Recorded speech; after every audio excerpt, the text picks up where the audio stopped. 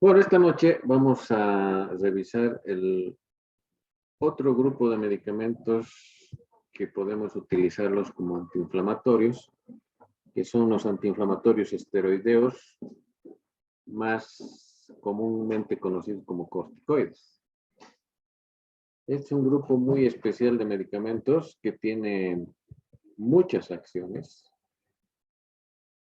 son muy eficaces en muchas situaciones, pero el único problema que tenemos con los corticoides o corticosteroides, como también se los llama, es que tienen mucho, pero mucho efecto colateral, y eso es lo que tenemos que cuidar en nuestros pacientes. Siempre hay que ver, hay que individualizar el tratamiento y siempre ver lo que es riesgo-beneficio. Un breve repaso fisiológico, porque nuestro organismo normalmente fabrica esteroides, fabrica corticoides.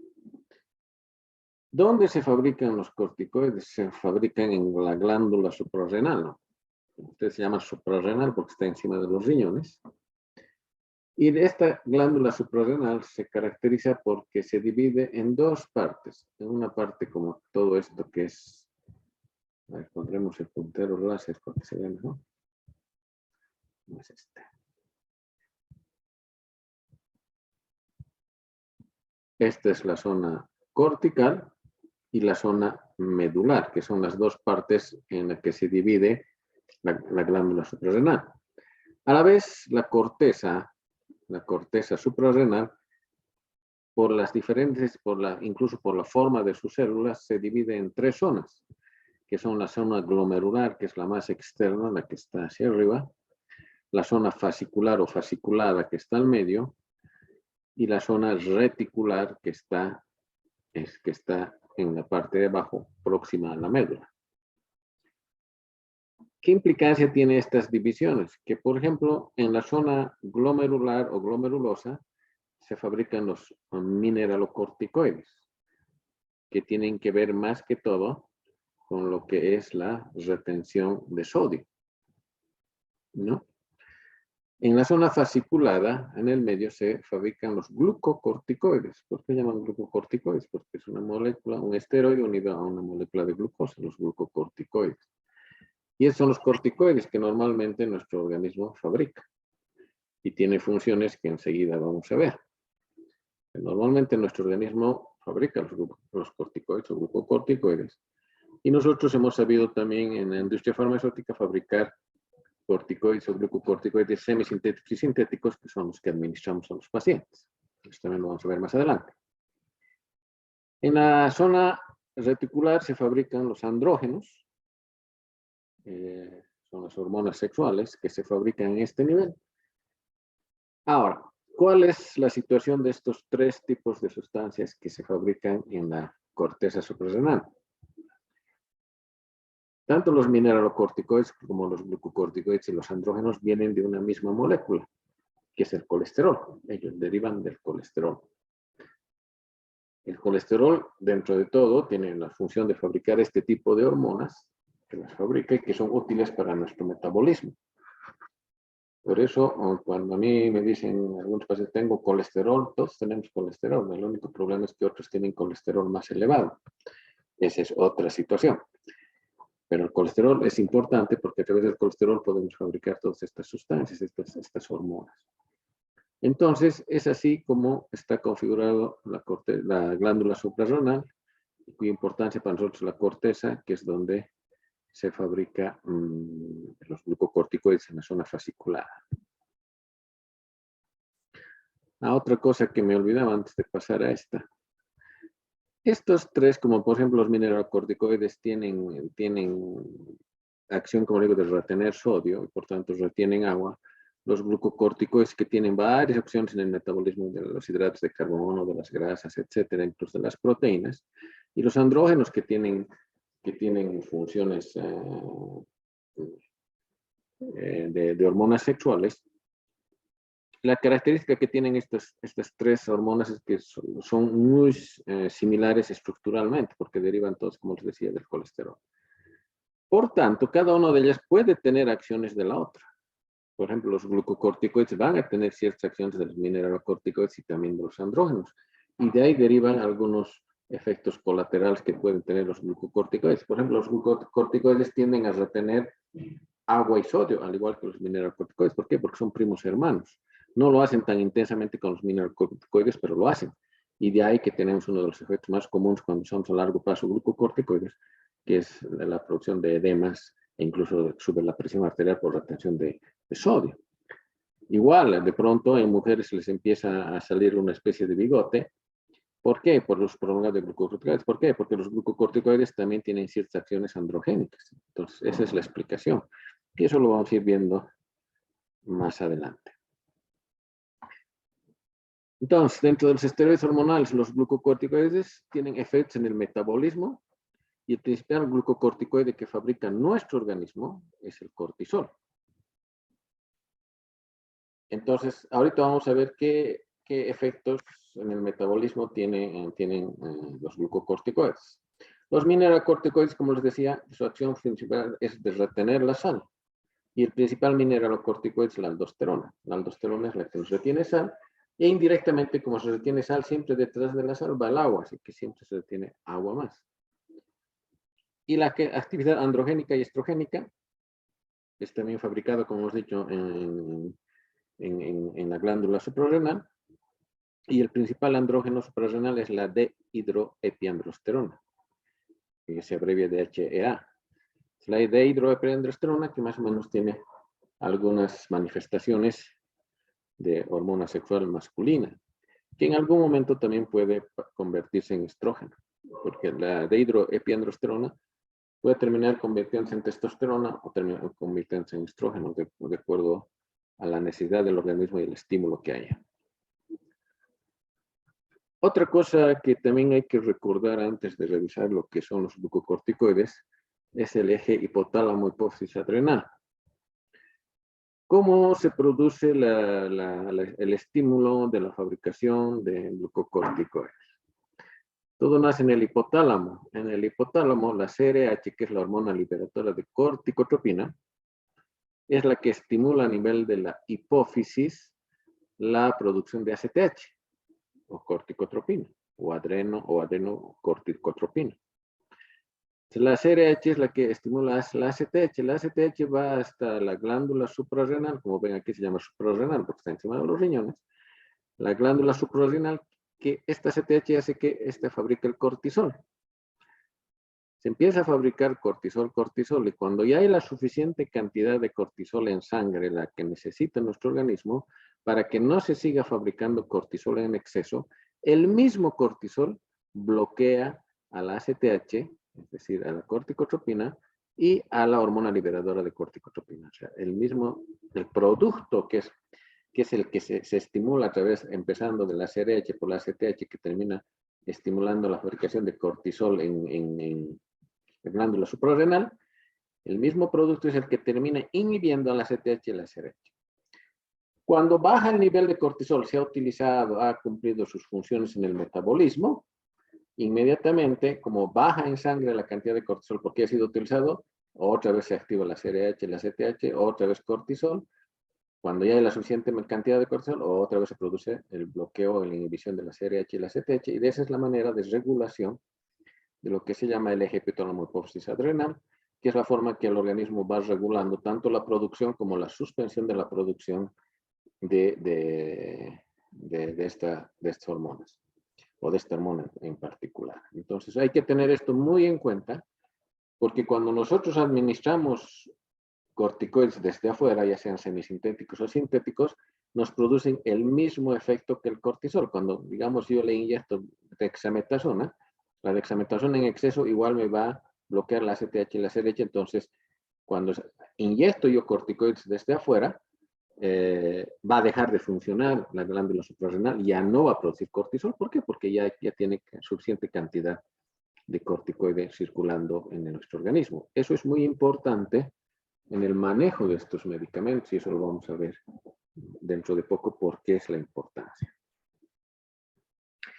Otra situación que también dentro de la fisiología es interesante revisar es la regulación hormonal. el ritmo circadiano según los pulsos de ACTH.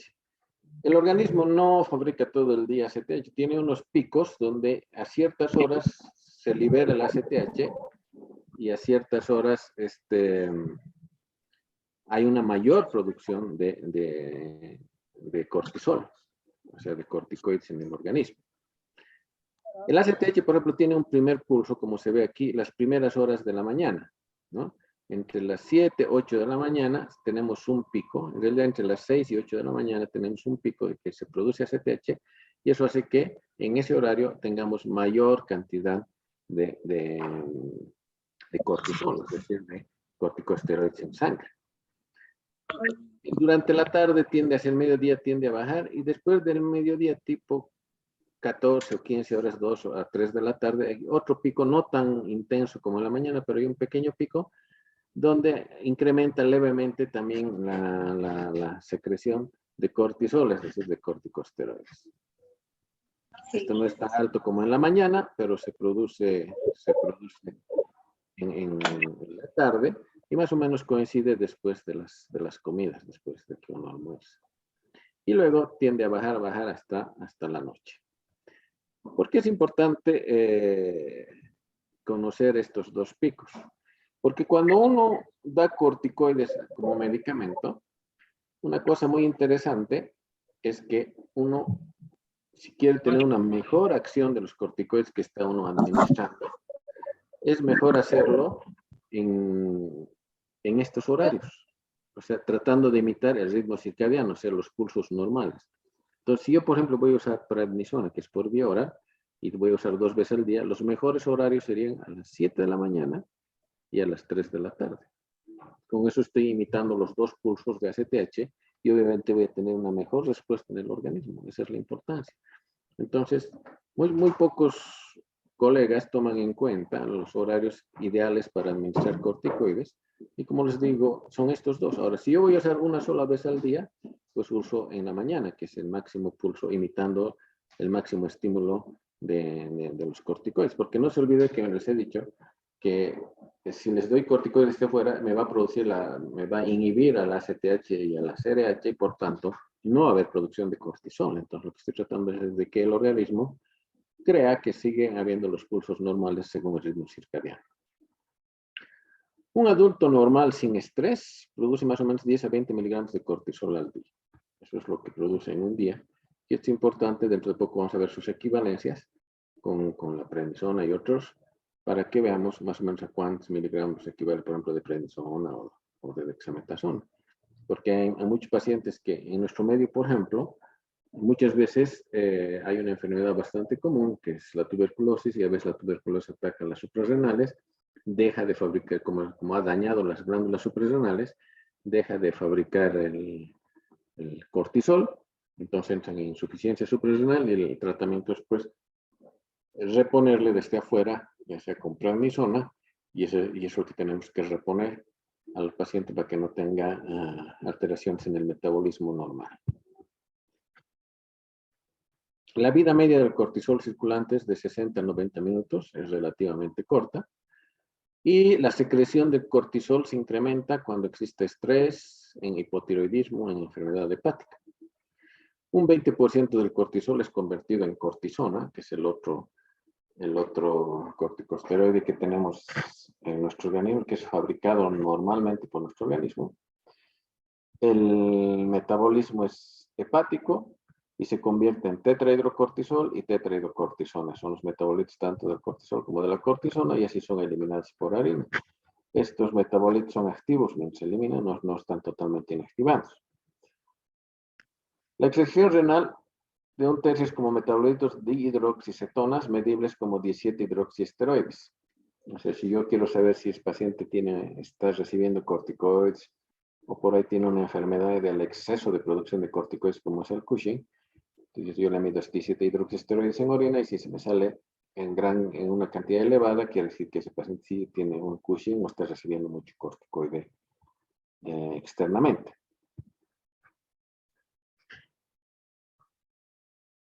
Ahora, ¿cómo es lo que nos interesa? El mecanismo de acción antiinflamatoria.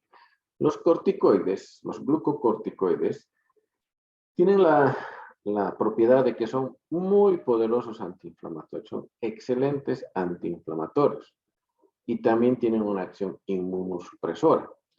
Y no se olviden que habíamos dicho que la inflamación tiene tres fases, perdón. Una fase aguda, que tiene que ver con las prostaglandinas, una fase de respuesta inmune, que esa respuesta inmune nos puede llevar a una fase crónica.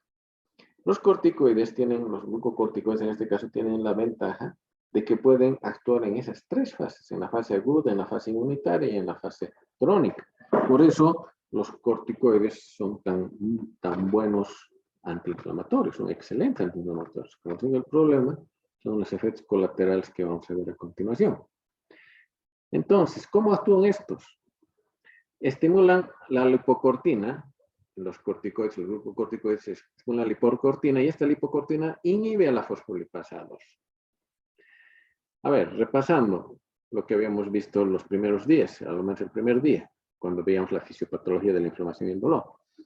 Decíamos que cuando existe una noxa, una agresión, digamos una cortadura, un golpe, termina lesionándose tejidos, se rompen células, las células se rompen las membranas celulares y estas liberan los fosfolípidos de membrana. Estos fosfolípidos de membrana son atacados por la fosfolipasa 2, que es una enzima que la convierte en ácido araquidónico.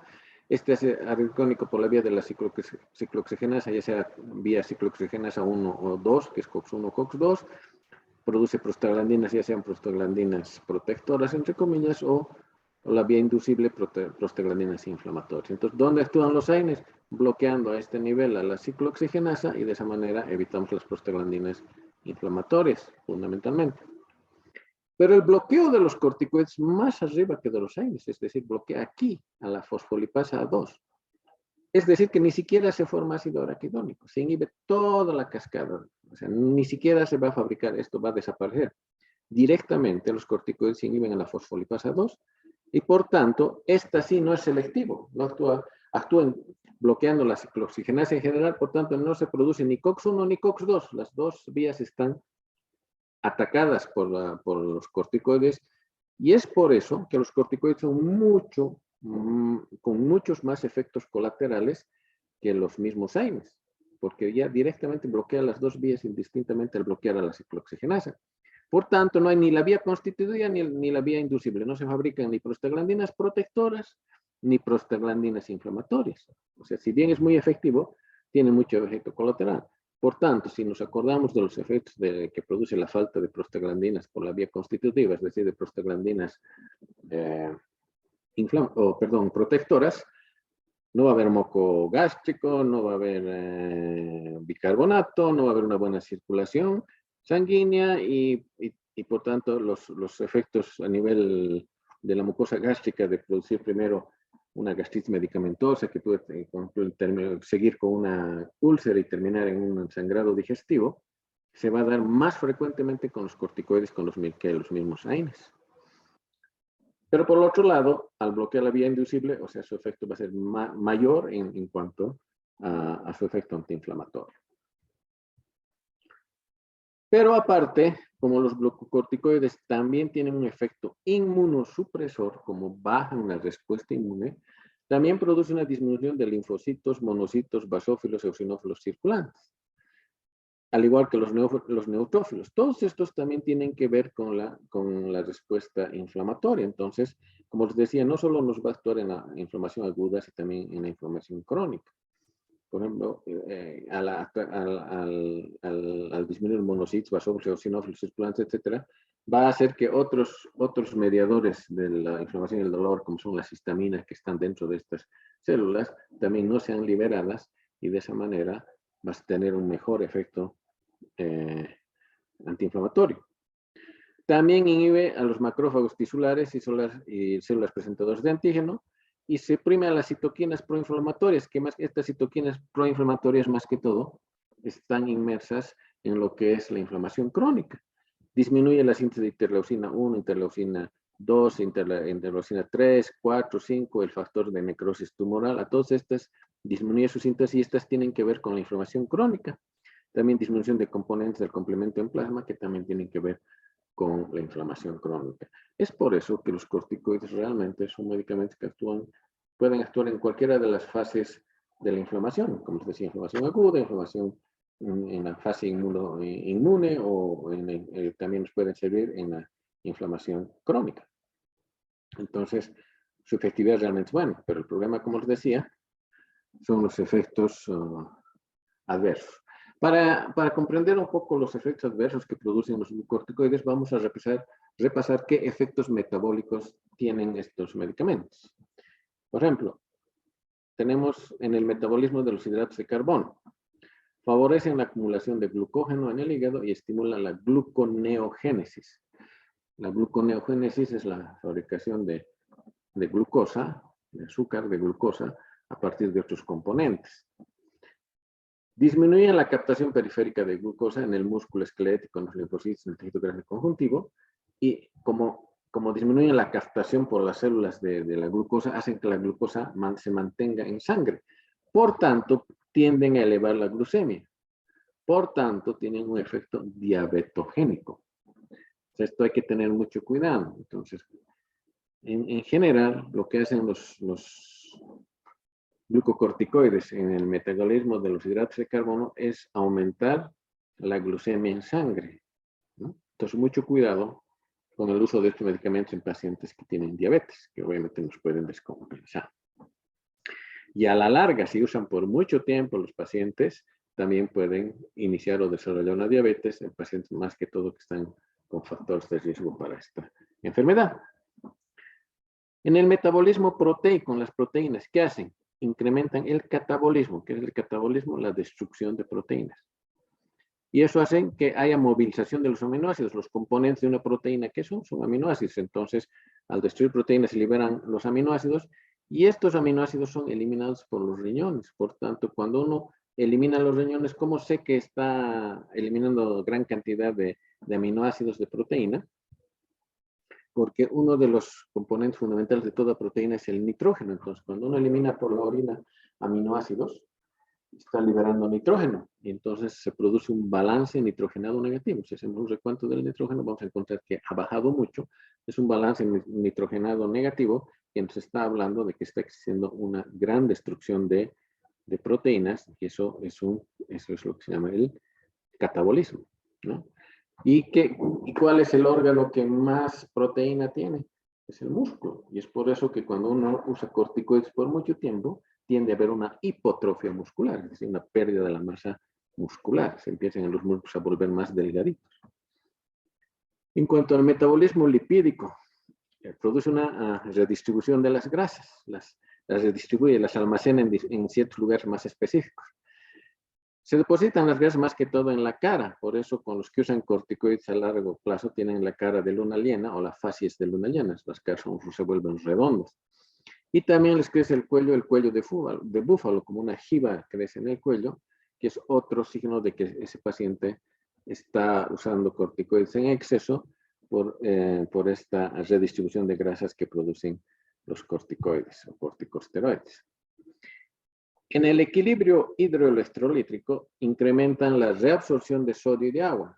Como tienen un efecto similar a la aldosterona, porque la aldosterona es su prima hermana y como la estructura química del glucocorticoide es similar al de la aldosterona, entonces tienden, igual que tienen algunas funciones de la aldosterona y básicamente tienden a retener sodio y si retienen sodio, obviamente retienen agua. Siempre detrás del sodio está el agua. Donde se queda el sodio, aparece el agua. Entonces, esto hace que los pacientes puedan tener edema en pies y miembros inferiores, se puede generalizar. Entonces hay mayor retención. Y uno de los típicos cuando están usando corticoides por mucho tiempo es que, por ejemplo, si usan anillo, de pronto el anillo ya no se puede sacar del dedo porque el dedo se ha hinchado. Y no es que se ha hinchado, está reteniendo sodio y agua, y por eso aumenta de volumen y no se puede sacar el anillo. Pero cuando se retiene sodio, el organismo compensa. ¿Cómo compensa? Eliminando potasio para igualar las cargas. Siempre el sodio y el potasio van jugando. Cuando, digamos, entra sodio dentro de una célula, la célula para compensar la carga eléctrica saca potasio y viceversa. Cuando entra potasio, sale el sodio. Entonces, como se está reteniendo el sodio, va a haber gran eliminación de potasio y una de las características de los síntomas que vamos a tener por la eliminación aumentada de potasio van a ser los calambres. Los pacientes van a empezar a sentir calambre. Y pacientes que usan mucho tiempo corticoides, una de las manifestaciones que tienen es el calambre. El efecto antiinflamatorio, que es en realidad que es la base del uso en la clínica, que lo hemos dicho, que es la que nos interesa, porque inhiben la vasodilatación, el incremento de la permeabilidad vascular, la exudación y proliferación celular, que aparecen en los procesos inflamatorios más que todo crónicos, tiene un efecto antiinflamatorio inespecífico. Estos pueden bloquear cualquier reacción inflamatoria, así sea de tipo físico, por decir, por una quemadura, de químico, por la acción de algún ácido, alguna sustancia que haya inflamado, o de tipo infeccioso, cuando se produce inflamación por la agresión de bacterias o virus. Entonces, sea la que sea la causa, eso no el corticoide no hace ninguna disquisición, igualito ataca a cualquier tipo de inflamación, sea de tipo físico, química o infecciosa. Que también es otra de sus ventajas. En cuanto a la respuesta inmunológica, hemos dicho que disminuyen la competencia inmunológica. Entonces, en palabras sencillas, son inmunosupresores, disminuyen la respuesta inmune. Es más, en las primeras épocas, cuando se hacían los trasplantes de órganos, y uno de los problemas de los trasplantes de órganos es que nuestros anticuerpos lo reconocen al órgano como extraño y lo atacan, y eso es lo que produce que haya rechazo a un trasplante. Entonces, inicialmente se usaba corticoides a altas dosis para inhibir ese efecto de respuesta autoinmune. Y es por eso que también estos medicamentos, estos corticoides, usamos en enfermedades autoinmunes como el lupus, la misma artritis reumatoide, con buenos efectos terapéuticas, pero que también nos produce efectos colaterales. Pero es por esta su acción de depresión de la respuesta inmune, es decir, de ser inmunosupresores.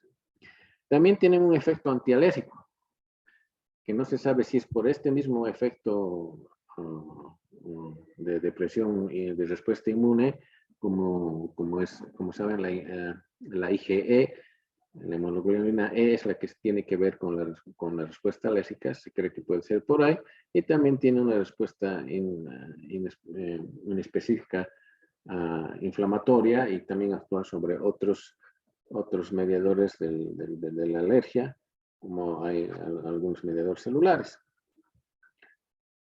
También actúa en los elementos formes de la sangre, produce una disminución de linfocitos y eosinófilos. Los eosinófilos son precisamente las células que tienen que ver con la respuesta alérgica, también disminuye estos, pues también tiene su acción antialérgica que hablábamos anteriormente. Incrementa el número de hematíes, es decir, tiende a aumentar la eritrocitosis, las plaquetas y neutrófilos, ¿no? Entonces son algunos de los efectos que tienen, como verán, los corticoides tienen muchos efectos metabólicos. En el aparato digestivo, incrementan la producción del ácido clorhídrico y la pepsina. O sea, aparte de inhibir la protección de las prostaglandinas del estómago, que son, ya hemos dicho, la fabricación de mucus, de bicarbonato, de un mejor flujo sanguíneo, aparte incrementan la producción de ácido clorhídrico y pepsina, y ambos son muy irritantes, y por eso es que al disminuir la barrera protectora del estómago más el incremento de la producción de ácido clorhídrico y pepsina, es por eso que estos medicamentos tienen el efecto colateral más frecuente de producir una gastritis medicamentosa, una úlcera gástrica o un sangrado digestivo. ¿Por qué? Por estos efectos en el aparato digestivo. En el sistema musculoesquelético reducen la absorción del calcio ionizado. Por tanto, también al disminuir la absorción de calcio pueden reducir la consolidación de las fracturas. O sea, si usamos corticoides por mucho tiempo y a dosis muy altas, vamos a retardar la consolidación de las fracturas. Ese es el problema de usar corticoides. Y en los niños, si usamos por mucho tiempo y a dosis altas, retrasan el crecimiento por estos mismos efectos. En cuanto al estado de ánimo, pueden ocasionar euforia y a veces depresión. Más tienden a causar depresión. Y si el paciente es tendiente a la depresión, el uso de corticoides lo va a sumir más fácilmente en una crisis depresiva. Fíjense entonces la gran cantidad de efectos que tienen los corticoides, y por eso su uso no se puede hacer tan libremente. La clasificación. Podemos clasificarlos de acuerdo al tiempo de acción que tiene cada uno de estos medicamentos. Por ejemplo, tenemos glucocorticoides o corticoides de acción breve a media. Esto significa que su acción va a durar más o menos 4 a 6 horas en el organismo. Ahí tenemos la hidrocortisona, la prednisona, la prednisolona, la metilprednisolona y la meprednisona. De acción intermedia, su acción va a durar unas 24 horas, tenemos la triamcinolona, parametasona, fluprednisolona. Y de acción prolongada, que va a durar hasta 36 horas, como son la betametasona y la dexametasona, ¿no? Entonces, esto también nos sirve para elegir qué medicamento y en qué situaciones podemos utilizar.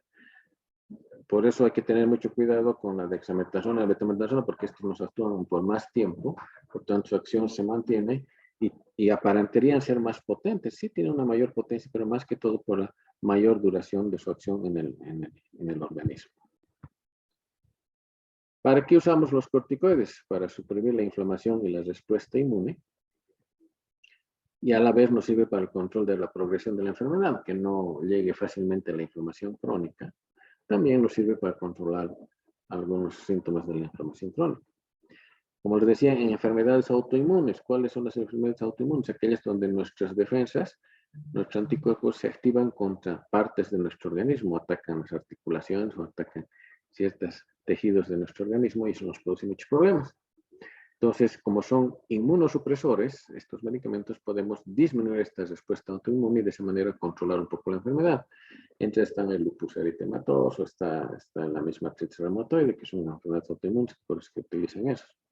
También nos sirve para reacciones alérgicas. Como tiene una acción antialérgica, también nos sirve para reacciones alérgicas. Y como os decía, se utilizaba ahora ya no tanto en trasplantes por su respuesta inmunosupresora, pero ahora existen otros medicamentos inmunosupresores más efectivos y con menos efectos colaterales que los corticoides, que son los que se están usando actualmente, pero igual es una alternativa para los trasplantes. Bueno, los efectos adversos derivan básicamente de todo lo que todos los efectos que habíamos revisado que tienen en el metabolismo. Generalmente los efectos adversos vienen con efectos con dosis altas y prolongadas. Y ahorita vamos a ver que lastimosamente nos estamos mal acostumbrando a usar dosis altas. Por ejemplo, una disminución de la respuesta inmune, si bien en algunas enfermedades como las autoinmunes nos puede ser favorable, pero también nos predispone a riesgo de infecciones oportunistas. Y ahí aparecen infecciones bacterianas y micóticas fundamentalmente. No es raro encontrar en pacientes que están consumiendo corticoides a dosis altas por mucho tiempo, de pronto aparecen infecciones por hongos. Y hongos que pueden aparecer digamos, de mejor pronóstico, como la candidiasis oral, es decir, en la boca, hasta incluso pueden aparecer hongos micosis profundas, es decir, ya dentro del organismo, dentro de los órganos internos, y esas son más difíciles y más peligrosas que pueden llevar a la muerte. Produce un retraso en la cicatrización de heridas. ¿Por qué? Porque hemos dicho que estas producen el catabolismo de las proteínas. Y una de las proteínas fundamentales en la cicatrización, por ejemplo, es el colágeno. Y esto, como produce un catabolismo, va a evitar que el colágeno se forme. Y por tanto puede haber un retraso en la cicatrización de heridas aquellos que usan corticoides por mucho tiempo.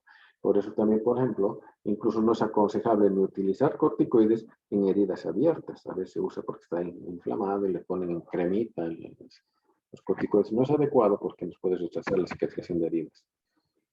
Otro efecto adverso hemos dicho la hiperglicemia, porque hemos dicho que son diabetogénicas, tiende a aumentar la glucemia en sangre. Entonces, por su efecto de la gluconeogénesis y que inhibe que la glucosa ingrese dentro de las células y tiende que la glucosa se mantenga en sangre, entonces por eso tiene un efecto diabetogénico y nos produce hiperglucemia. ¿Nos puede producir un aumento de peso? Sí, por la redistribución de grasas, por la retención de agua y de sal, produce edemas y un aumento de peso. La degradación de proteínas, como les decía, que va a hacer que los músculos se vuelvan más delgados, se hipotrofien. También nos puede producir una resistencia a la insulina. Como ustedes saben, la insulina es la hormona que permite que la glucosa ingrese dentro de las células y sea convertida en energía. Entonces, si hacemos que existe una resistencia a la acción de la insulina, esta no va a entrar dentro de las células, no va a hacer que la glucosa entre dentro de las células y no se va a fabricar la energía suficiente y la glucosa va a seguir en sangre. El acúmulo de grasa visceral, hemos dicho que reproduce una redistribución de grasa y lo más peligroso es que se acumule grasa alrededor de los órganos internos. La piel se atrofia, fundamentalmente cuando se usa en cremas. El hecho de que se usa en cremas no significa que es inocuo. El usar cremas con corticoides por mucho tiempo en la piel también atrofia la piel por este mismo efecto de degradación de proteínas, de catabolismo, y la piel se vuelve delgadita, atrófica. También pueden aparecer equimosis en distintas partes del organismo y estrías. Todos estos efectos son por el uso crónico de corticoides. También puede haber una miopatía proximal por esta degradación de proteínas que hay que hemos dicho que los músculos son los principales órganos que tienen proteínas. Puede producir una miopatía proximal. Aparecen dolores musculares, aparece una hipotrofia muscular que al final termina dañando el músculo. Puede haber una hipomanía o depresión, hemos dicho que sí son medicamentos que producen depresión. Puede producir insomnio. Frecuentemente pueden producir una úlcera péptica, una úlcera gástrica. Producen acné. El acné tiene que ver con su efecto androgénico, como has dicho que es primo hermano de los andrógenos. Y uno de los efectos androgénicos es el acné, por eso aparece acné también en los pacientes que usan por mucho tiempo los corticoides. Pueden aparecer cataratas subcapsulares, una posificación del cristalino, lo que altera la vista. Puede producir un incremento de la presión intraocular, es decir, nos puede dar glaucoma. Un retardo de crecimiento en los niños, porque no se gasta adecuadamente el calcio y puede aumentar el cartílago de crecimiento. Puede haber retención de sodio y líquidos, hemos dicho entonces que al retener el sodio se retiene agua y eso nos puede producir edemas. Pérdida de potasio en compensación del sodio, y esta pérdida de potasio nos va a dar calambres, y nos puede dar, cuando es muy intensa la pérdida de potasio, una alcalosis hipopotasémica. Entonces, véase la cantidad de efectos que tiene. Y este es el síndrome de Cushing. Tenemos dos tipos de síndrome de Cushing. Un síndrome de Cushing que aparece cuando es nuestra suprarrenal, la que por un tumor productor de corticoides nos puede producir corticoides en exceso, pero el más común es el síndrome de Cushing iatrogénico. ¿Y qué significa iatrogénico? Que se produce porque nosotros, como personal de salud, les administramos corticoides por mucho tiempo a los pacientes y podemos hacer que aparezcan estos síntomas del síndrome de Cushing iatrogénico. Cuando usamos corticoides externos, es decir, corticoides dados ya sean tabletas inyectables a los pacientes, cuando es por mucho tiempo, podemos producirles este síndrome de Cushing iatrogénico que se caracteriza por depresión.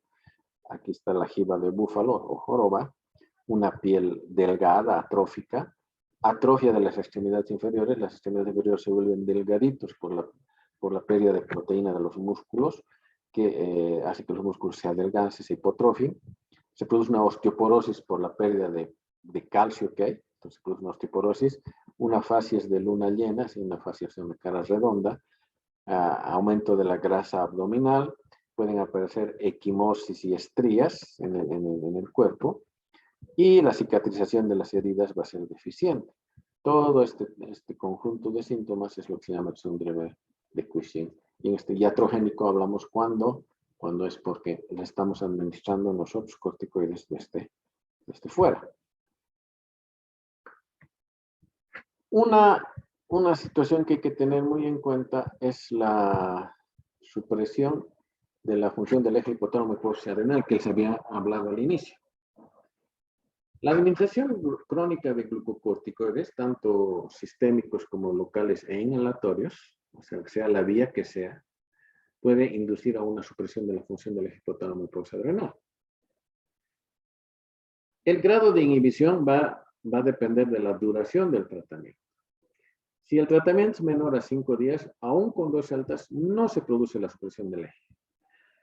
¿Qué es la supresión del eje? Cuando la glándula suprarrenal deja de fabricar el cortisol.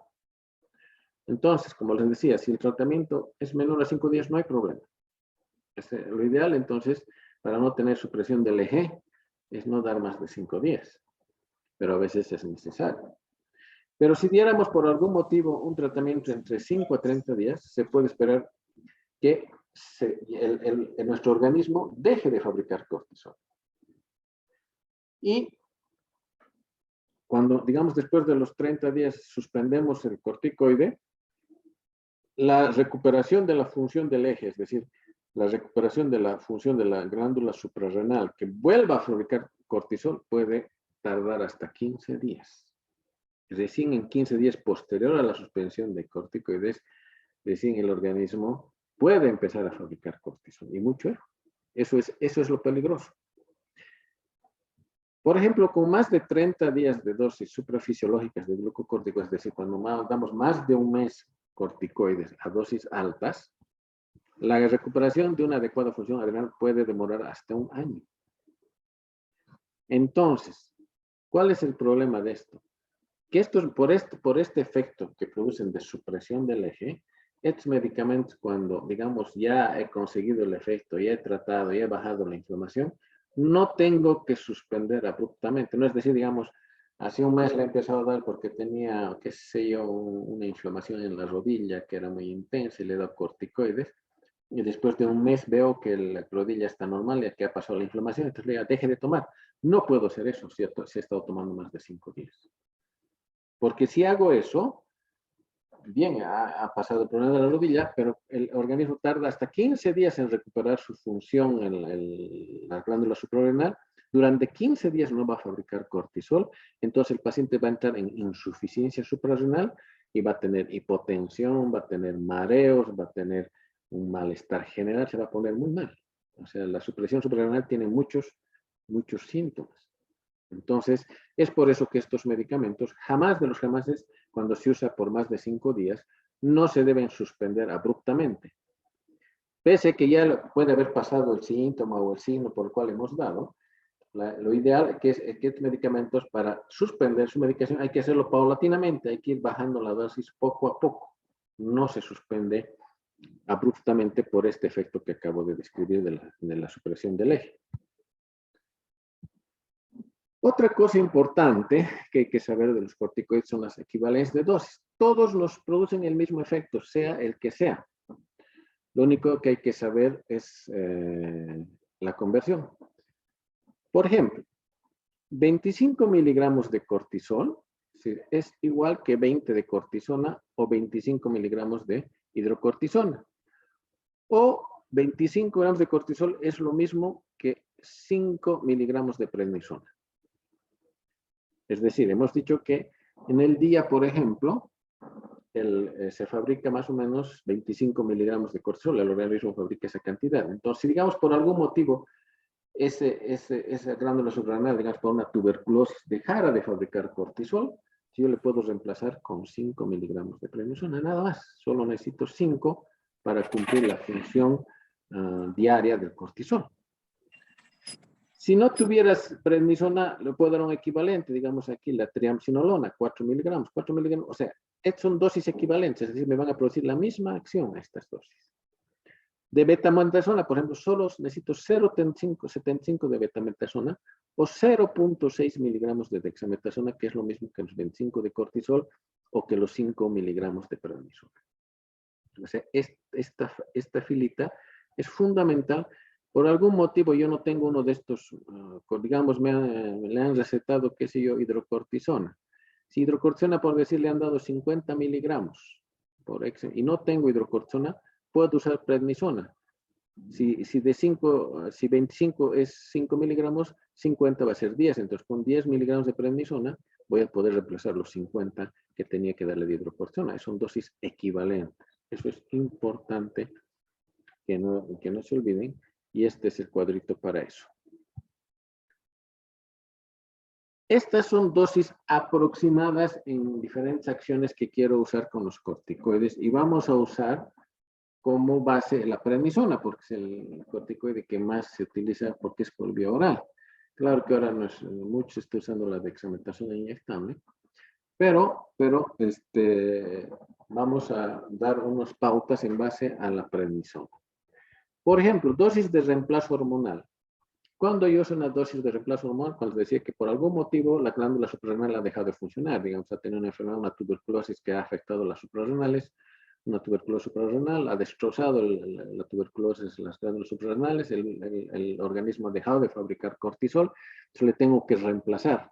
Entonces le doy 5, máximo a 7,5 miligramos de prednisona, o su equivalente en los otros. Para eso usamos el cuadrito y enseguida les voy a enseñar cómo se hace la conversión. La dosis antialérgica, esta es una dosis antialérgica de mantenimiento, no de ataque. De ataque puedo dar más alta. Cuando quiero mantener una dosis antialérgica, le doy 10 a 20 miligramos de prednisona o su equivalente en cualquiera de las otras. La dosis antiinflamatoria, si yo quiero atacar la inflamación en un paciente, le voy a dar 20 a 45 miligramos de prednisona o su equivalente en cualquiera de los otros. Y la dosis inmunosupresora es la más alta, se da de 50 a 90 miligramos de prednisona o su equivalente en cualquiera de las otras. Esas son las más o menos dosis estándar para las diferentes acciones que yo quisiera usar los corticoides. Si quiero para reemplazo hormonal, si quiero como antialérgico, como antiinflamatorio o como inmunosupresor. La dosis en niños varía de 0,05 miligramos a 2 miligramos por kilogramo por día. Solo para todo el día, por si acaso. No es por dosis, es por día. 0,05 a 2 miligramos por kilogramo día, más o menos manteniendo este esquema de acuerdo al efecto que yo quiero. ¿Cómo hago la conversión? Si digamos no tengo prednisona y tengo solo dexametasona. Entonces me voy al cuadrito, a este cuadrito que ustedes ya los tienen porque estas diapositivas ya se los he pasado. Y digo, estoy hablando, mi dosis es en prednisona, pero quiero convertir a dexametasona. Entonces aquí sé que 5 miligramos de prednisona es lo mismo que 0,6 miligramos de dexametasona. Esa es la dosis equivalente que está en esta fila. Entonces, ese dato conozco que 5 miligramos de prednisona es igual que 0,6 de dexametasona. Entonces, eso es lo que dice aquí en esta regla de 3. Digo, 0,6 miligramos de dexametasona es igual que 5 miligramos de prednisona. Entonces, 8 miligramos de dexametasona, ¿a cuántos de prednisona equivaldrá? ¿Por qué estoy usando 8? Porque no se olviden que ahora hay las famosas ampollas de 8 miligramos son las que más abundan en la farmacia. Antes solo había de 4, pero ahora ya han sacado de 8 y la mayoría es 8. Ahí quiero saber más o menos qué dosis es. Entonces, se hace una regla de 3, multiplico dexametasona con dexametasona se van y multiplico en cruz. 8 por 5 dividido entre 0,6. 8 miligramos por 5 miligramos dividido entre 0,6 me va a dar 66,66 miligramos de prednisona. O sea, cuando ustedes usan una ampollita de dexametasona que parece tan inocua de 8 miligramos, 66 miligramos está acá. Es una dosis inmunosupresora. Es una dosis altísima. Y entonces, mucho cuidado con lo que están usando. Entonces, la dexametasona me están usando a libre albedrío. Usan para resfríos. Basta que les duela un poquito la garganta, ya me están poniendo dexametasona. Y quisiera que me muestren un libro donde diga que la dexametasona se usa en faringitis, ¿no? Y más en virales, no sé, ¿no? ¿Y cuál es el problema de usar esto a una dosis inmunosupresora? Que incluso pues, ustedes saben que en enfermedades virales no existe un medicamento antiviral efectivo. Hasta ahora no existe. Hay alguno que otro que tiene, que más que todo me acorta el tiempo de vida, el tiempo en que dura una infección viral. Pero que me digan que hay un antiviral que me elimina todos los virus, no existe, ¿no? ¿Y cómo entonces reacciona el organismo? El organismo primero es atacado por los virus, pero después el mismo organismo recupera, fabrica sus anticuerpos, su inmunidad y termina conteniendo y destruyendo al virus. Es nuestra misma inmunidad que a la larga controla la enfermedad viral. Entonces, si yo le doy, por ejemplo, corticoides a dosis inmunosupresoras, puedo disminuir la respuesta inmune y más bien aumentar o favorecer una infección viral o cualquier otro tipo de infección. Mucho cuidado con las dosis en las que me están usando los corticoides. Para evitar la supresión suprarrenal, es decir, lo que hemos dicho cuando usamos más de 5 días los corticoides, les decía que hay que bajar paulatinamente. Entonces, cuando se usa más de 10 miligramos de prednisona o su equivalente por más de 2 semanas, bajar la dosis de prednisona de 5 a 10 miligramos cada 3 días. O sea, cada 3 días bajo 5, 5, o si es la dosis muy alta, puedo bajar de golpe 10. Para que me entiendan, esta es más o menos la cosa. Digamos a un paciente le estoy dando dosis antiinflamatorias de prednisona, ¿no?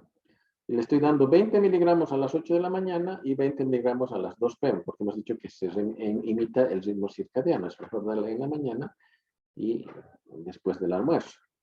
20 miligramos en la mañana, 20, o sea, le estoy dando 40 al día. Si esto se da por 3 días.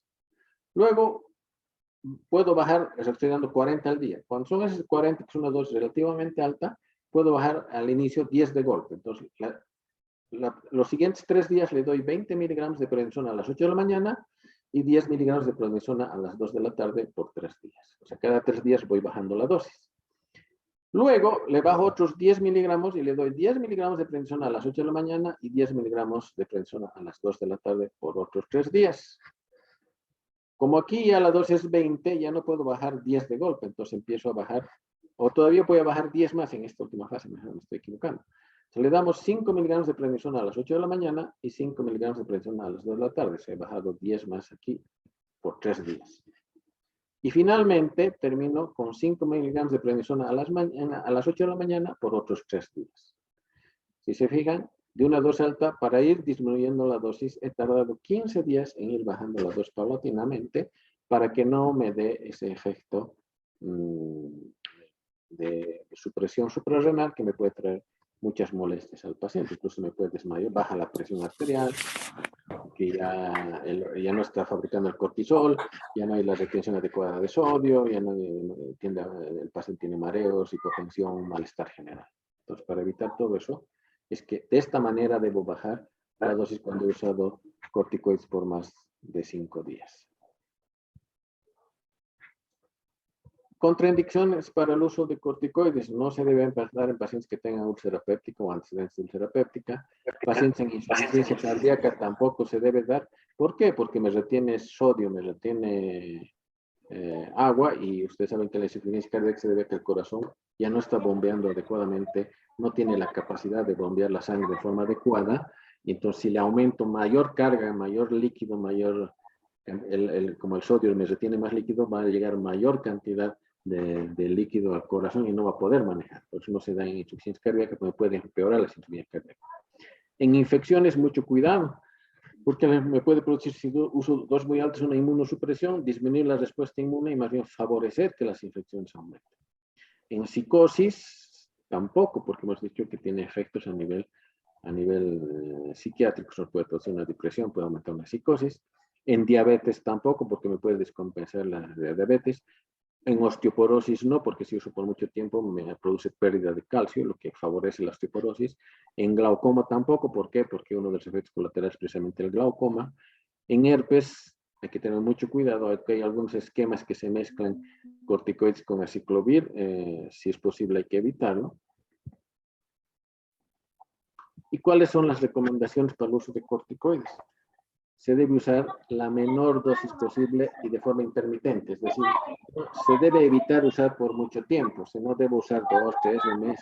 Es mejor usar 5 días, descansar otros 5 días o una semana, después usar otros 5 días, así intermitentemente, para dejar que la glándula suprarrenal siga funcionando y no haga una supresión.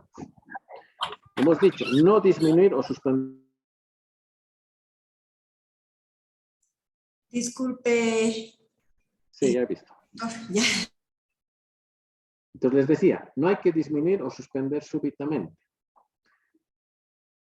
Si uso por más de 5 días, por más de una semana y a 2 altas, debo, como les he mostrado el esquema, ir bajando poco a poco. Si son 2 altas, bajo de 10 en 10, si son 2 bajas, bajo de 5 en 5. Cuando estoy hablando de prednisona o sus equivalentes, para ver si ya les he mostrado cómo se hace el cálculo de las equivalencias. En tratamientos crónicos, descartar. Si voy a usar por mucho tiempo los corticoides, descartar que no haya infecciones latentes, que no haya infecciones parasitarias, que no haya diabetes, que no haya úlceras gástricas, que no haya osteoporosis, que no haya alteraciones psicológicas o alteraciones cardiovasculares como una insuficiencia cardíaca o incluso una hipertensión arterial, porque nos puede hacer subir la presión. Cuando estemos dando corticoides hay que dar una dieta rica en potasio. ¿Por qué? Porque tiende a retener sodio y eliminar potasio y nos da calambres. Entonces hay que dar una dieta rica en potasio y bajar la cantidad de sodio, porque obviamente va a retener sodio. Hay que dar calcio y vitamina D porque es un medicamento que impide la absorción del calcio y la vitamina D nos ayuda a la retención del sodio, y hay que ver si no está habiendo pérdida ósea, ¿no? Se puede hacer estudios para ver si no hay una osteoporosis. Hay que ser a pacientes que usan por mucho tiempo corticoides hay que controlar constantemente la glicemia. Hay que ver si no tiene úlceras, glucosuria, es decir, si no está eliminando azúcar en orina. Hay que ver el sodio, el potasio, si el sodio no está subiendo mucho y el potasio está bajando mucho.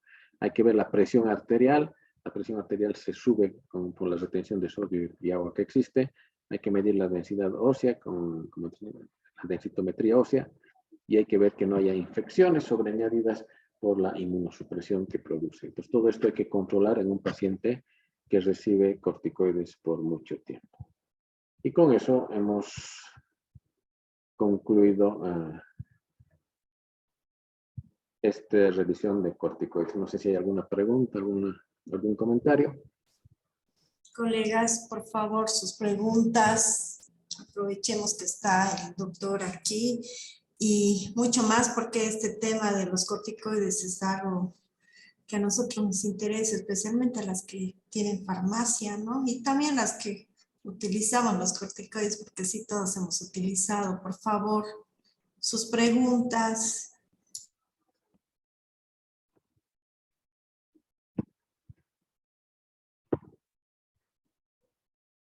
Doctor, buenas noches. Ayer usted hablaba sobre el sulfato de glucosamina y que no tiene, no tenía una acción como supuestamente no tiene evidencia científica. Me gustaría que pueda aclararnos ese punto, por favor. Bueno, es otro grupo de medicamentos que se ha puesto muy de moda, que es el ácido hialurónico más la condroitina, generalmente una combinación, que viene en muchas presentaciones, vienen en cápsulas, en polvo, en todo. Y esos son componentes de las articulaciones, del colágeno. Y se cree que suplementando con estas sustancias, incluso ahora se ha puesto de moda el colágeno hidrolizado, ¿no? Que está muy de moda, que varias empresas farmacéuticas le están sacando, diciendo que el colágeno tiene que ver mucho con lo que es la degeneración de articulaciones, incluso la piel, el pelo, que mejoraría la piel, el pelo. En teoría sí es cierto, porque tanto la piel, el pelo, las articulaciones tienen un componente fundamental que es el colágeno. Y se supone que si yo doy suplementos de colágeno, como son el ácido hialurónico, la condroitina o el colágeno hidrolizado, podría reemplazar esto y producir efecto. Se han hecho muchos estudios, donde hay algunos que en el caso de la artrosis nos indican de que existe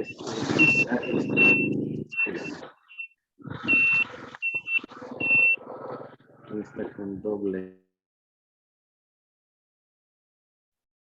Bueno, entonces les decía, existen estudios que no han demostrado ninguna mejoría de la artrosis con el uso de estos suplementos.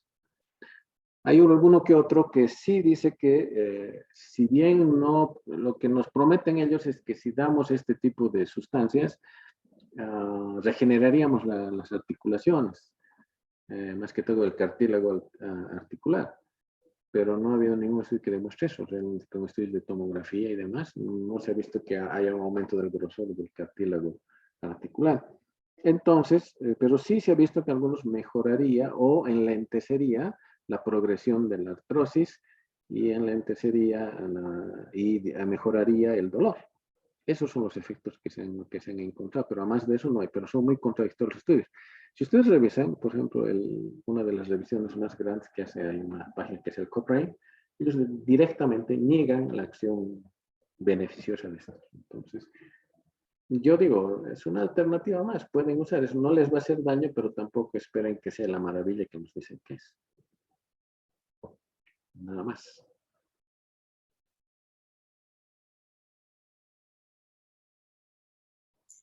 ¿Alguien más tiene alguna pregunta? Por favor. Doctor, buenas noches. En el tratamiento que hablaba de la prednisona, entonces por 5 días, 20 miligramos cada 12 horas, en ahí no habría, ¿no? Como la tablita de disminuir, ahí se utiliza nomás, ¿no? o no, o tendríamos que disminuir. No, si usted usa máximo por 5 días, no necesita hacer la disminución gradual. Pero si se pasa Ya. de los 5 días, tiene que sí o sí empezar a hacer la disminución gradual. Así Ya. se pase con un día, ya tiene que empezar a bajar paulatinamente. Ya, doctor. Gracias. Esa era mi pregunta. Gracias. Buenas noches. Disculpe, doctor, una consulta. Tengo entendido que en el acné, por ejemplo, dan la prednisona también, pero he visto en una paciente que le han dado por 6 meses, o sea, un tratamiento así. Pero, o sea, ahorita, como usted explicaba, por ejemplo, el tratamiento que hacen, por ejemplo, de la prednisona de 20 miligramos, que van disminuyendo, pero ahí dice, por ejemplo, te dijo 15 días. O sea, ¿es correcto, digamos, hacer el tratamiento así prolongado? Tengo la duda. Para acné, prednisona no es recomendada. O sea, supongo que le han debido dar porque debe tener muy inflamado la piel con la presencia de las pústulas, de los comedones y demás cuestiones que fabrica, que nosotros comúnmente llamamos granos, ¿no? Entonces, Ajá. puede ser que haya sido muy intenso, que haya sido un acné muy, muy agresivo, de esos cicatrizales, y que por eso le han dado el corticoide. Pero no justifica. ¿Por qué? Porque más bien el corticoide favorece la aparición de acné. Si le doy por mucho tiempo, 100%, como les mostraba dentro de, por ejemplo, del Cushing, es pues la aparición de acné. Entonces es contradictorio el uso de corticoides en el tratamiento del acné. No se recomienda. Ok, está bien, doctor. Muchas gracias. Tenía la duda. Doctor, una pregunta. Las personas que tienen artritis reumatoide crónica toman, visto, ¿no? Que toman prednisona de 5 miligramos todos los días, y los que tienen lupus 20 miligramos de prednisona, ¿cómo hacen ellos? Si se suprimen si toman tanto, ya no se suprime la producción de corticoides, ¿cómo hacen ellos? Entonces, ese tratamiento tienen. Con 5 miligramos no tenemos problemas. Con 5 miligramos es una dosis fisiológica. No vamos a tener mucho lío. Con 20 miligramos en este caso sí. Y si en algún momento deseáramos suspender el tratamiento de los corticoides cuando damos 20 miligramos, igual hay que ir bajando de a poco, en este caso de 5 en 5. Digamos, está tomando 20 miligramos, después por unos 3 días le bajo a 15, por otros 3 días a 10 y por otros 3 días a 5. Así vamos bajando de a poco. Pero con 5 miligramos no hay problema, son dosis fisiológicas. Sí, generalmente por eso, por ejemplo, con artritis reumatoide se les da otros medicamentos, que son, como ustedes saben, hay el metotrexato y otros que usamos, que son drogas que controlan la progresión de la artritis, y se usa corticoides a dosis bajas precisamente para evitar los efectos colaterales a largo plazo de los corticoides. Por eso usan en artritis solo 5 miligramos, y que nos va muy bien. Y cuando haya las épocas que siempre va a haber de crisis, pues se usan los AINES que habíamos hablado el día anterior. Ok, gracias. Doctor, una consulta, por favor. La prednisona, en el caso de la artritis reumática, hay mayores que toman un largo tiempo. ¿Cuánto sería el tratamiento, digamos, que se podría hacer? ¿Cuánto tiempo sería y cómo se disminuiría eso? Por favor. Es igual, depende a la intensidad de los síntomas, ¿no? Los corticoides, por ejemplo, hay un esquema donde se usan las drogas específicas que son las que detienen la enfermedad, cuyo representante es el metotrexato, por ejemplo. Con eso hay un esquema con dosis bajas de corticoides, como decía anteriormente una colega, que son de 5 miligramos al día. Con eso no hay problema, pueden usar por mucho tiempo. Pero alguna vez se puede producir, pese a estar en tratamiento con este tipo de drogas, puede haber, que se llama unas crisis, donde se les inflamen abruptamente las articulaciones. Entonces ahí podemos usar dosis altas y antiinflamatorias del corticoide, digamos, como decíamos, en 40 miligramos o su equivalente. Y si lo usamos, y a veces con 3 o 4 días que usamos esas dosis altas de 40 miligramos, no va a pasar nada, no necesito hacer un esquema de bajada escalonada del corticoide. Pero si uso por más de 5 días, el mismo esquema que el secuestro. 40 días, 3 días 40 miligramos, luego 3 días 30 miligramos, 3 días 20 miligramos, 3 días 10 miligramos y terminamos con 5 miligramos al día. Eso ya depende del esquema que use el médico tratante, pero son opciones. Pues finalmente en pacientes con artritis reumatoide se puede usar a largo tiempo, pero a dosis bajas que son 5 miligramos. Doctor, buenas noches. Una pregunta. Sobre los pulsos con metilprednisolona, ¿cuál sería la dosis adecuada en el adulto y qué recomendaciones deberíamos tener o cuidados? Es la misma. Para eso les había puesto el cuadrito de equivalencias, que es este, que no se olvide. Y de acuerdo para qué estoy usando la prednisolona, eso tienen que usar. Y para eso es este cuadro, ¿no? Donde nos da las dosis, en cuál de estos voy a actuar. Y aquí tenemos la prednisolona, que 0,25 es equivalente, que 5 de prednisolona es equivalente a los 5 de prednisolona. Entonces depende para qué, los pulsos, para qué voy a usar, para tratar qué. Entonces es el mismo principio. Entonces en este, como es 5, entonces de prednisolona es lo mismo que la prednisolona. O sea, son las mismas dosis que para prednisolona, dependiendo de en qué situaciones voy a usar, ¿no? Y si uso por más de 5 días, es igualito, el esquema de reducción es paulatino, tal cual lo es para la prednisolona.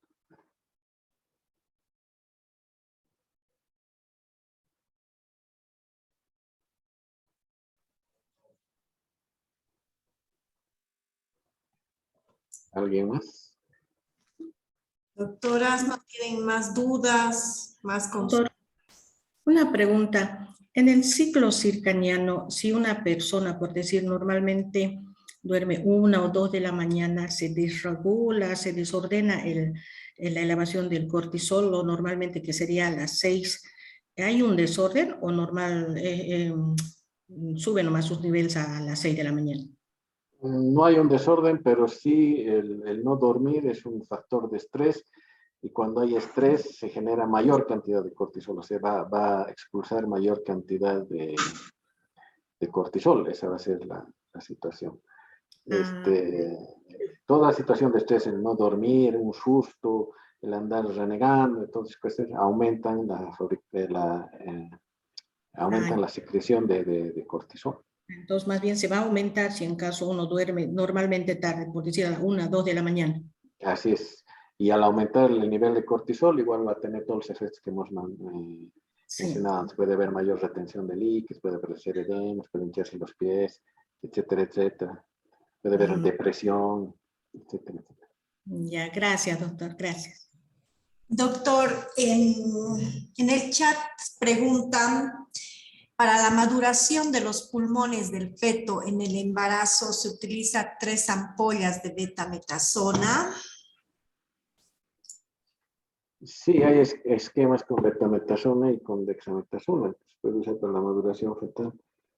Sí, en ese caso sí se usa, y como se usa solo 1 o 2 veces, no hay mucho problema, no se usa en forma permanente.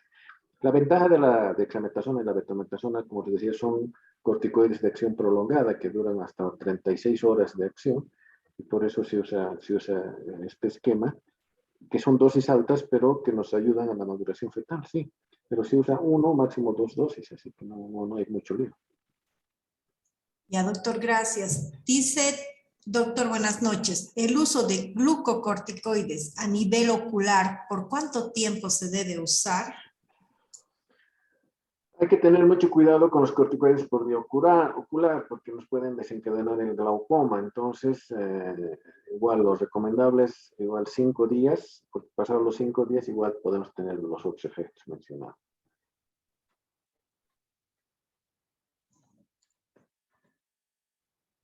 Gracias, doctor. Dice, ¿cuál es la dosis de pulsos de metilprednisolona en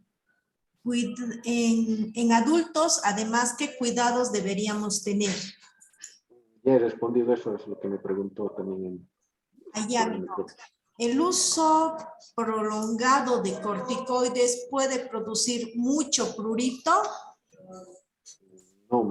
No debería producir.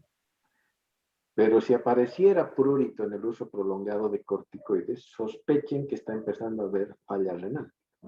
Porque uno de los síntomas de la falla renal es el prurito. Entonces, y los corticoides, por uso prolongado, pueden producir una insuficiencia renal. Así que revisen si el paciente está con prurito después de mucho tiempo de usar corticoide, revisen la función renal. Ya, doctor. No sé, ¿alguien más tiene alguna pregunta? Hay aquí una manito levantada. Doctora, por favor, ¿quién tiene alguien más preguntas? Doctor, buenas noches. Una consultita.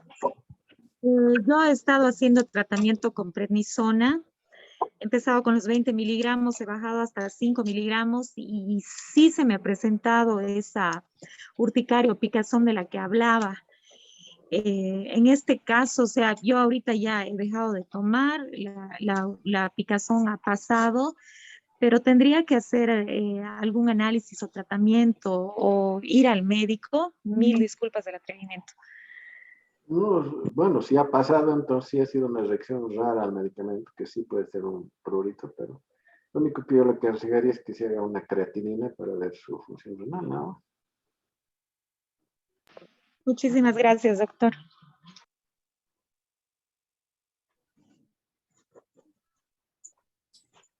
¿Nadie más tiene preguntas? Buenas noches, doctor. Buenas noches, colegas. Una consulta. ¿Puede presentarse alergia del paciente hacia los corticoides? Aunque es raro, sí, puede haber alergia a los corticoides, aunque es un medicamento que se usa para tratar alergias. Paradójicamente, en uno que otro paciente que son raros, pero sí puede existir alergia a los corticoides. ¿Y qué tratamiento, cómo se debería tratar esta situación? ¿Cómo contrarrestar esta situación, doctor? Primero, no usar, obviamente, corticoides, suspender si estuviera usando, y después usar antihistamínicos, clorfeniramina, y los otros que tenemos, ¿no? La cetiricina, etc. Y si es muy intenso, obviamente, la clorfeniramina inyectable. Doctor, y otra consulta más ahí sobre la misma pregunta.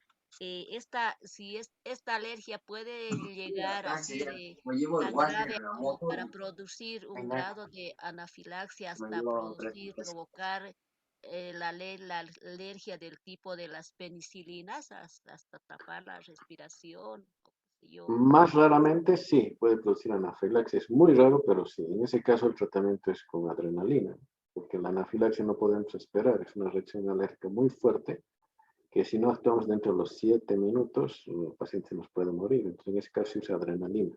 Y después se continúa con antialérgicos, les decía, clorfeniramina, cetiricina, loratadina, dependiendo. Está bien, doctor. Muchas gracias. Tenemos dos doctoras que están levantando las manitos. Por favor, pueden preguntar.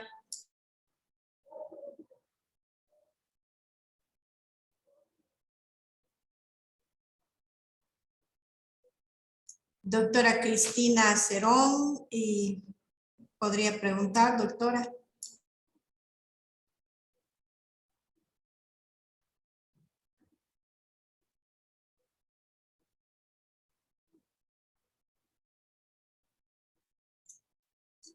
Parece que por error levantó la mano la doctora Cristina.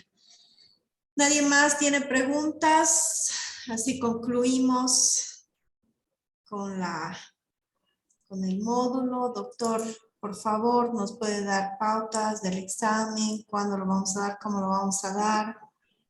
Le dejo, por favor, doctor. Primero me han pedido que postergue para el sábado a las 18. Ese fue el mensaje que he recibido. Supongo que están todos de acuerdo porque dice que el lunes tienen otra actividad. Entonces yo no tengo problema. El examen que lo vamos a hacer es un cuestionario de Google que yo lo voy a publicar. Ustedes al hacer clic Lo van a bajar y van a responder, va a ser de selección múltiple, que no va a llevar más de 15 a 20 minutos. Y una vez que hayan concluido, ustedes ahí tienen una opción que dice reenviar, me lo reenvían el examen para que yo ya vea la calificación. Es bastante sencillo. Como les digo, este es un examen más que todo de control de lectura, que se llama, que nada más me garantiza que han leído todo el material que se les ha dado, que son las diapositivas básicamente, va a estar basado en eso. No es un examen de tesis de grado, así que no se preocupen mucho, pero háganle una leída para que fundamentalmente si no hubieran estado desde el principio o por X o Z no hubieran estado en alguna de las clases. Doctor, hay dos preguntas. Bueno, terminaríamos con estas dos. La doctora Cristina Cerón no puede activar su micrófono. Puede hacer, pero la pregunta por el chat, por favor. Y del colega de Mar Río dice, ¿se puede utilizar corticoides en pacientes que dializan? Se puede usar, pero igual, como les decía, ya me he olvidado subirles la tabla. Voy a tratar hasta mañana de pasarles. Igual hay que hacer el cálculo de acuerdo al filtrado glomerular e ir bajando y adecuando la dosis. En todo paciente renal siempre hay que adecuar, generalmente se baja la dosis, pero existe una fórmula, unas tablitas donde de acuerdo al filtrado glomerular uno puede ir bajando cuánto vamos a bajar el medicamento. Ya, doctor, muchas gracias. Con esto concluiremos el curso. Agradecerle, doctor, a usted por todo lo que nos ha explicado, por todo lo que hemos podido aprender. Y bueno, yo pienso que cualquier duda pueden hacerlo las colegas por el grupo de WhatsApp en el que también usted está, doctor. ¿Le parece? Sí, no hay problema. Bueno, doctor, muchas gracias y esperando tener otro curso similar en el que usted nos pueda impartir también sus conocimientos.